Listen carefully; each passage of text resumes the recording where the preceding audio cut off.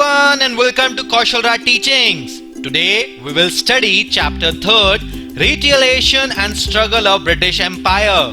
That means British साम्राज्य का प्रतिशोध और संघर्ष. In this chapter we will see how and why British came to India.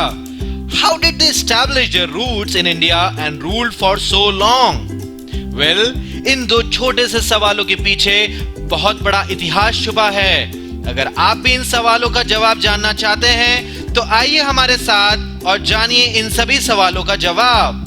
सबसे पहले जानते हैं इतना दूर से यूरोपियंस उस समय हिंदुस्तान कैसे आए और क्यों आए थे. Let's start. Portuguese explorer Vasco da Gama ने 1488 में केप ऑफ गुड होप की डिस्कवरी की, जो कि साउथ अफ्रीका में है.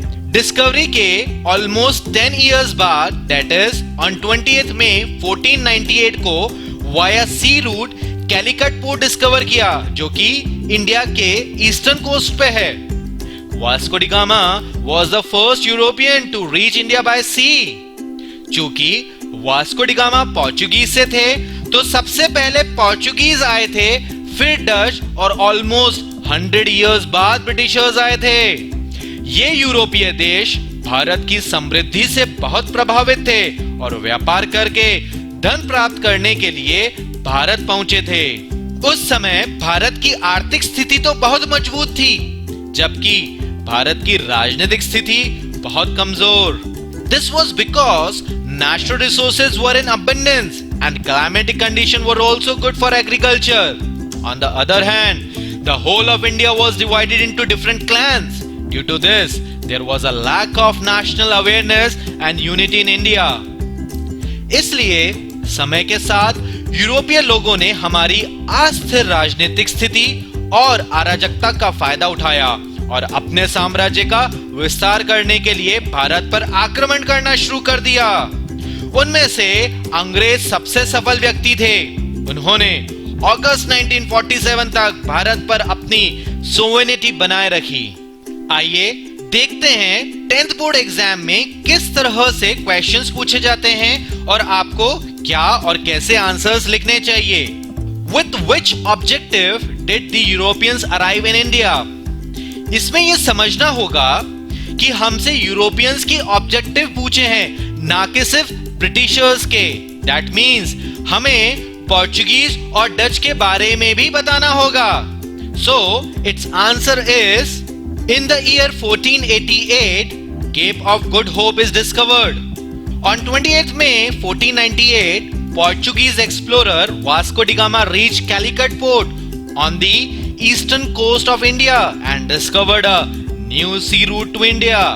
He was the first European to reach India by sea. After this, the Portuguese, the Dutch and the Britishers started arriving in India. These Europeans were influenced by the prosperity of India and had arrived in India to obtain wealth by trading. At that time, the economic position of India was very strong, while the political position of India was very weak.